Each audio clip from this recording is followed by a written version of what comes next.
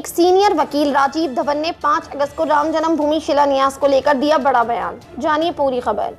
राजीव धवन बाबरी मस्जिद राम मंदिर मामले में सुन्नी वक्फ बोर्ड और मुसलमानों की तरफ से वकील थे।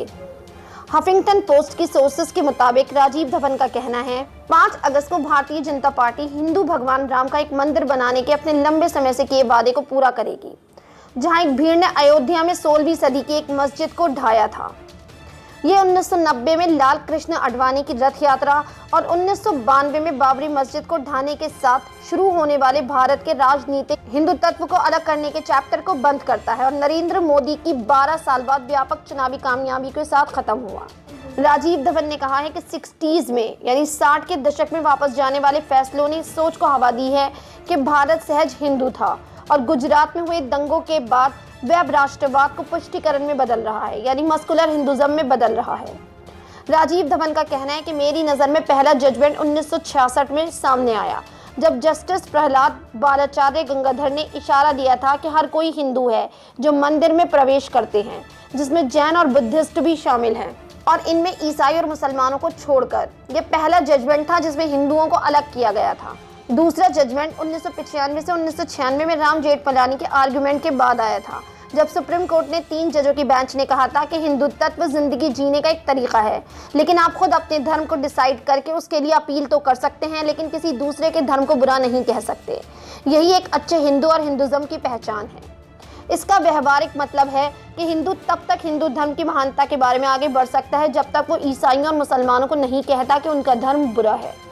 बाबरी मस्जिद पर 1858 से मुसलमानों ने अपना कब्जा साबित कर दिया, क्योंकि अंग्रेजों द्वारा मुसलमानों के लिए लैंड ग्रांट था। पूर्व सबूतों के खिलाफ ये फैसला लिया गया कि 1858 से हिंदुओं के कब्जे में था। हालांकि 1886 के एक फैसले में साफ तौर पर कहा गया कि मुसलमानों के पास शीर्षक है और हिंदुओं को बाहर प्रार्थना करने का हक है। हिंदू पार्टीज को कब्जा साबित करने की जरूरत नहीं थी, क्योंकि 1886 के फैसले ने साफ तौर से कहा था कि वो मालिक नहीं है।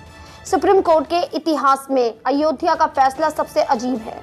राजीव धवन का कहना है अदालत ने हमेशा अपने हिंदू धर्म का बढ़ावा विस्तार इस हद तक किया है कि वह हमेशा से चाहती रही है कि पहला फैसला एक महायान हिंदू धर्म के लिए हो, दूसरा चुनाव में धर्म की अपील करता है। जब आप गुजरात दंगा मामले को देखते हैं तो सुप्रीम कोर्ट की तरफ से मुसलमानों के लिए सिंपैथी यानी सहानुभूति दिखाई गई, लेकिन सपोर्ट नहीं किया गया।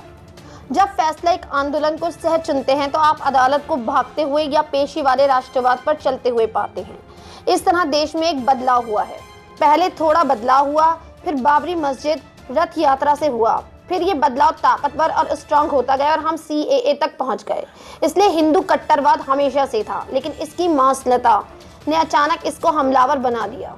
राजीव धवन का कहना है देश में जो चल रहा था ये अयोध्या ही नहीं था, टोपी चल रही थी।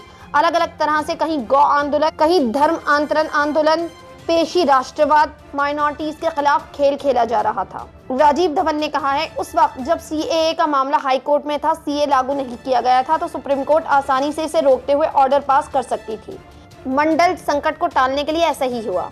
उनका कहना है कश्मीर से आर्टिकल 370 हटाना भी संविधान के खिलाफ है।